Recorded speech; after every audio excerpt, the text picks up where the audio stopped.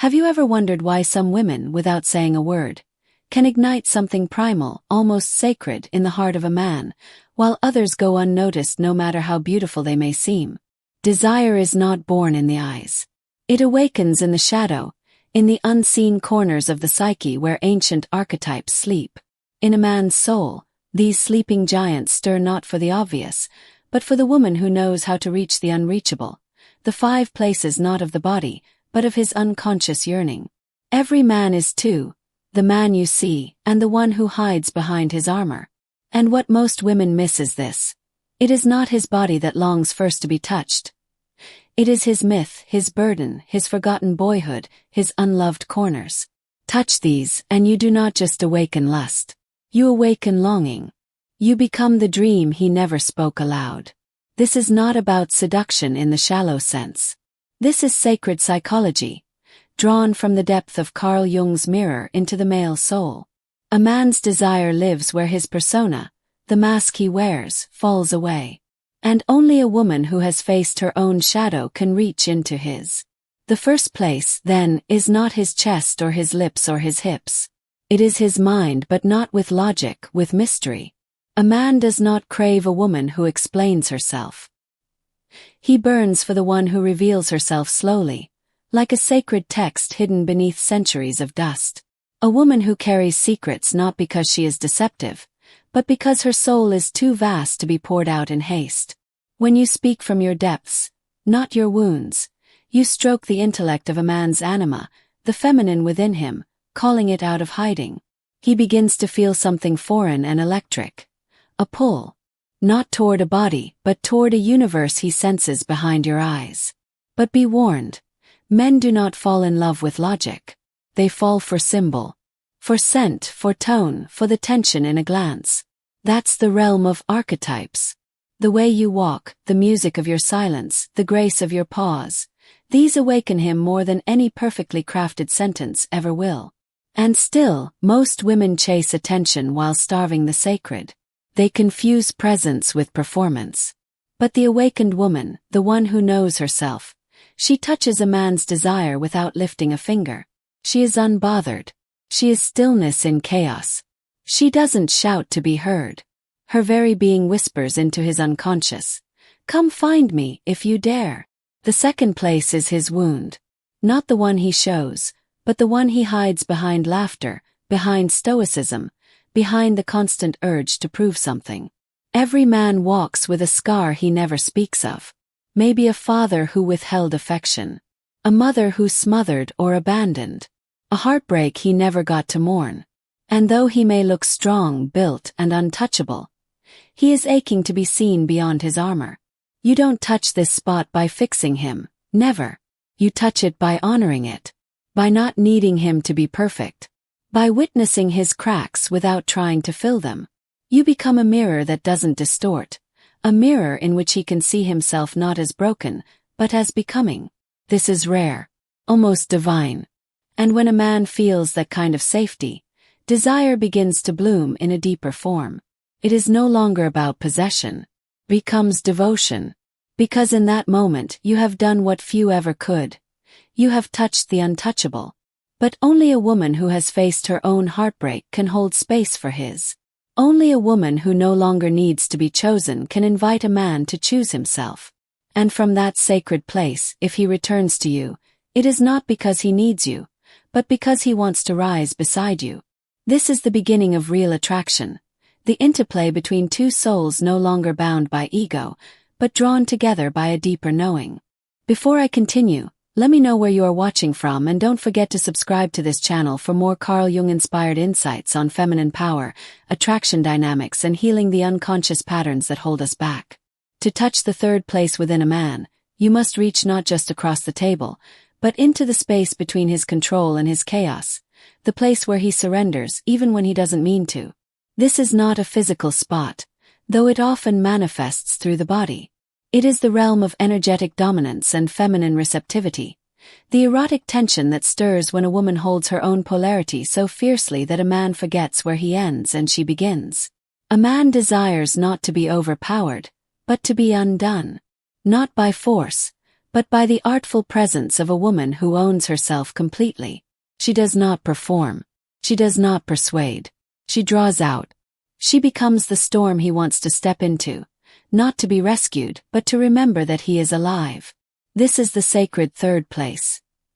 His desire to lose control, to be taken out of the mind and into the realm of sensation, spontaneity, surrender. And only the feminine can unlock this in him. Not the hypermasculine energy of proving, chasing, or explaining. No, only the woman who lives in her body, who breathes like poetry and moves like music, can do this. He watches her. The way she lifts her cup. The curve of her neck. The slow blink of her eyes when she says nothing. And in that stillness, he finds himself aching to fall into her rhythm. But remember, this is not about being seductive in the cheap sense. This is about embodied magnetism, the sacred essence of the anima made visible. Jung spoke of this in archetypal language. The wild woman, the sorceress, the muse, the high priestess. Each is a different expression of the woman who has come home to herself. She does not mimic pleasure, she radiates it. And the man feels it before he can even name it. To awaken this in him, you must first awaken it in yourself. Not in front of him, but when you are alone. In the quiet of your own home. When you move to music not because anyone is watching, but because your body remembers who she is. That's when you become the key. And every man becomes a locked door waiting to be opened. The fourth place is more elusive. It is where a man carries his legacy. Not the one he shows the world, but the one he's afraid he'll never live up to. You touch this place not through touch, but through belief. Not in words, but in energy. When you see him not just as he is, but as he is becoming, you awaken his king. Most women fall in love with a man's potential and then resent him for not reaching it. But the woman who understands the journey of individuation, the sacred path of becoming whole, she does not demand his throne. She simply sits beside it, waiting for him to rise into it. A man's desire expands when he feels inspired. Not manipulated, not mothered, not managed, but witnessed in his power before he even steps into it. This is not flattery. This is ancient feminine alchemy, the ability to reflect the gold inside a man he's forgotten he carries. When you touch this place, something shifts. He stands taller, speaks differently, begins to move with purpose. And no, it is not because of you. It is because you reminded him of himself.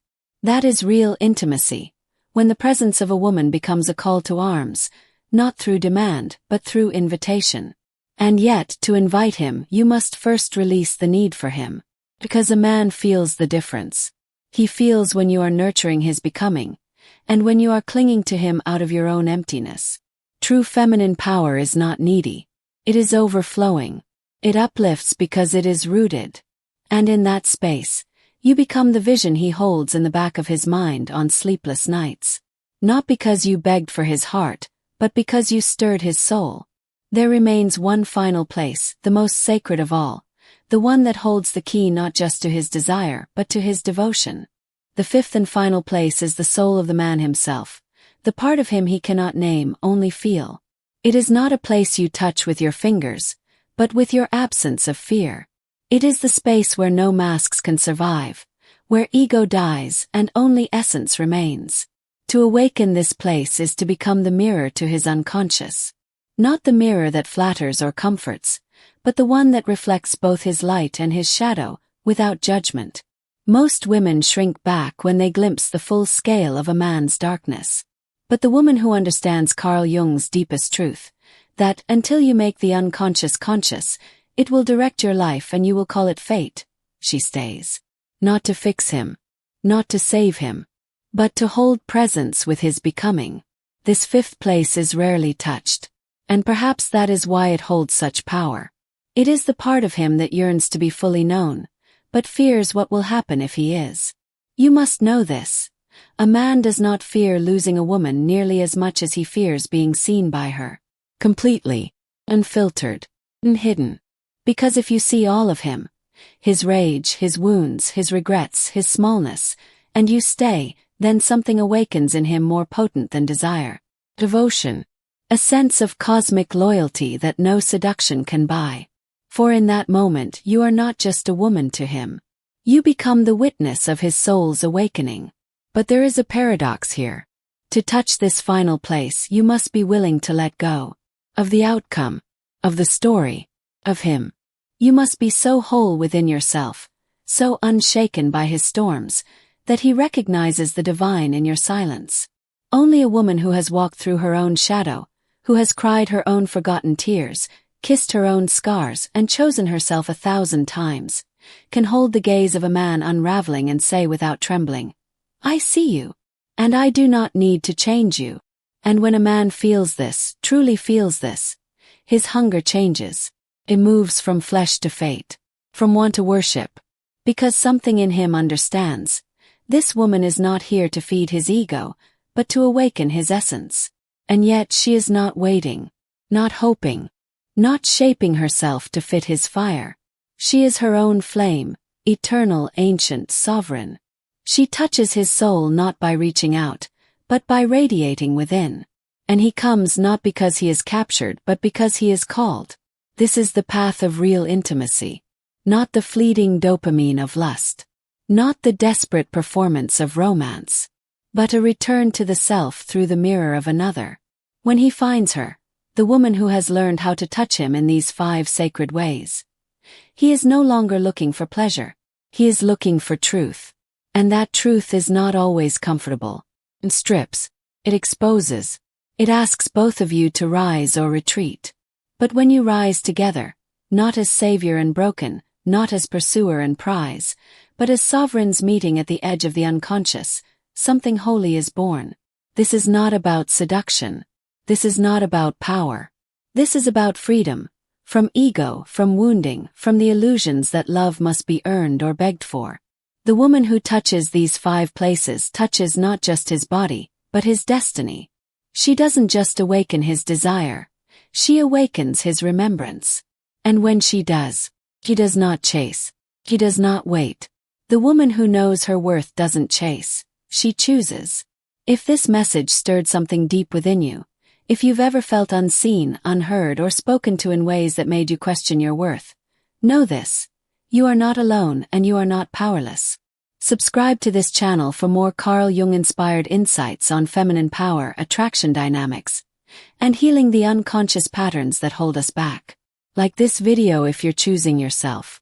And share your thoughts in the comments. Your voice might be the light someone else needs today. This is more than psychology. This is soul work. And you, woman, are worthy of truth, reverence, and real.